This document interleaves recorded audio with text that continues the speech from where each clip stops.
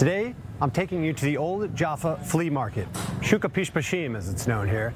This place is very interesting, very eclectic. It's got a lot of layers to it here, and we're going to give you a look today, and especially up close with someone who's been here a long time with a special industry. So follow us around. Walking the streets of Jaffa, especially this eclectic area, is like walking through time. You get a sense for the history while also updating yourself on the latest trends in fashion, cuisine, home decor.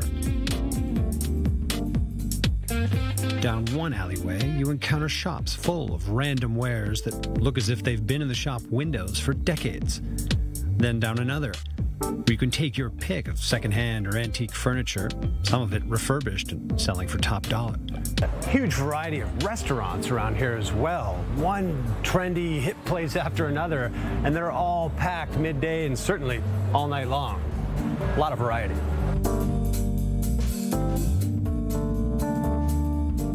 So this place is the essence, known as junk here. There's some real gems, and people are coming here doing their shopping. You've got to look around this place. But the goal for today's journey into the Jaffa Flea Market is to meet Erez Zielinski, who together with his wife established a global perfumery with storefronts in fashionable spots such as Ibiza, Amsterdam, and Moscow.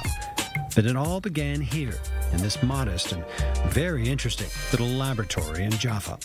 Erez, thanks for opening up your shop to us today. This is certainly a unique place. Just walking around this area, I don't even know where to begin. Give us just the history. Where are we right now? When did it start? Okay, you are in Zielinski Rosen, in the new version of Zielinski Rosen that is created by me. But I'm not the one that established the brand. Okay. The brand was established in 1905 by the father of my grandfather in Pultusk, Poland. Okay, all right. After I finished 3 years in my Israeli service, military service, I decided that I want to leave Israel and to live for a while in Europe.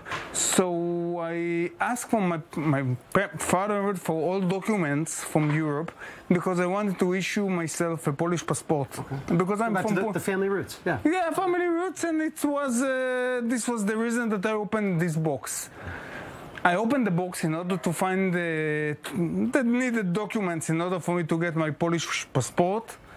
And I found a notebook that was written in Polish with percentage, with formulations, and I don't speak Polish at all, and for sure I cannot read Polish. And I went to one small cafe when there used to be, it was more than 20 years ago, old guys, you know, like parliaments of old guys. Old school. Yeah. Yes, old school. And I found somebody that speaks Polish, and I asked him to translate for me what it's in this notebook, what is this thing. And he started, and he told me it's formulations of perfumes. Did you know before this that you knew this was the family business, but you didn't know the secret? No, it wasn't interesting. It was, you know, I was born here in Israel and was living in the life of Tel Aviv. I didn't care about the naturally. And then suddenly he gave me, let's say, almost two formulas, and then he told me, listen, leave it with me. Come in 2 days, and I will give you a translation of everything. Secret book of formulas that you found in an old family box. Yes. It led to this. And from this moment, I didn't saw this guy again in my life. Oh, wow. The guy and the notebook disappeared. I don't know what's happened with him. I don't know what happened with the notebook, but I never saw them again. And this is where it started for me. Okay. The story of bringing Zielinski Rosen back to life. I understood that this is the language that it's the most easy for me to express myself, the language of perfumes. I mean, one thing, walking around the shop, there's a lot of bottles, there's beakers, it looks like a chemistry set in a lot of places. What are we essentially looking at here inside your shop? It's a creation, things that I'm creating. For example, these are the perfumes. Some of them will not come back. Some of them I will not remember how I did. It's everything. It's a moment of inspiration. It's a storytelling. I can make perfumes inspired by love, inspired by things that happened to me in life.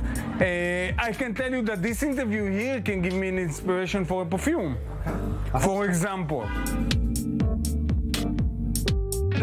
listen, when you're wearing a perfume, okay, you're telling a story. You're giving a message, you know, you can, for example, take you. You dressed nicely, conservative.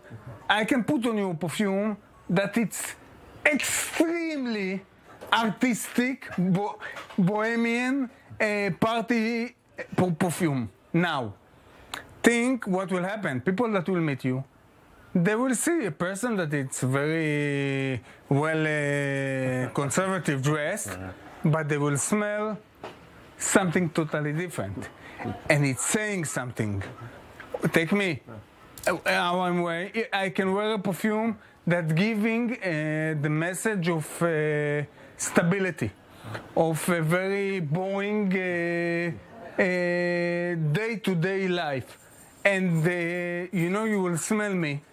And or I can wear a bohemian perfume to support the message I'm giving in my clothes or in this atmosphere of the shop. For example, let's take this fragrance.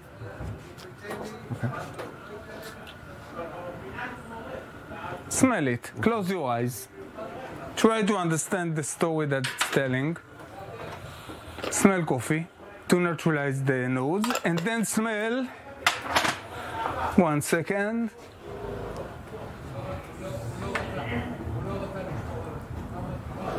Smell this.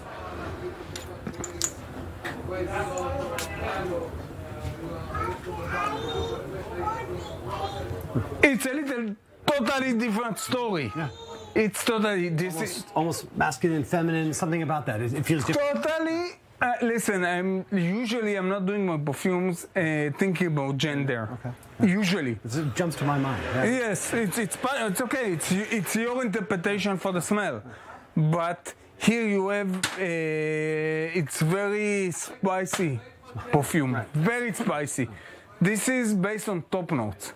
But you have very interesting top notes, not lemon, orange, grapefruit. You have a lot of neroli. Neroli, it's top note, nice. But it's a little bitter. Nice. Feels like almost like a fruit. It's a fruit. Yeah. After getting the backstory, we had to see how the master does his craft, giving us a demonstration of how he experiments and ultimately reaches that perfect balance that his shop has become famous for. What strikes the visitor here is not just how many different little bottles there are around the shop, but how they're all hand-labeled by Erez himself. I had to ask. What goes into that? What's behind the process of you putting your handwriting on everything? I will tell you. This is how I started. In the beginning, I was sitting alone. The middle shop was the first one. It was a small shop. I was sitting, making perfumes and writing. Then the business started to get bigger. It's too scary for me to look on the size and to understand. So it's keeping me simple. When I'm keeping this, it's keeping me in the base. It's keeping me. I can't look on the mountain, and you know, it's keeping me in a place that I feel safe as an artist. That I'm doing art. I'm not doing business. This guy has a passion for what he does. You feel it in the way he describes his life's work. Not a business, but a profession of love. A storyteller determined to prescribe just the right product for every unique customer. What's your favorite? What's your number one? There isn't number one. Everything depends on the circumstances. Everything depends on the mood that I have in a certain day.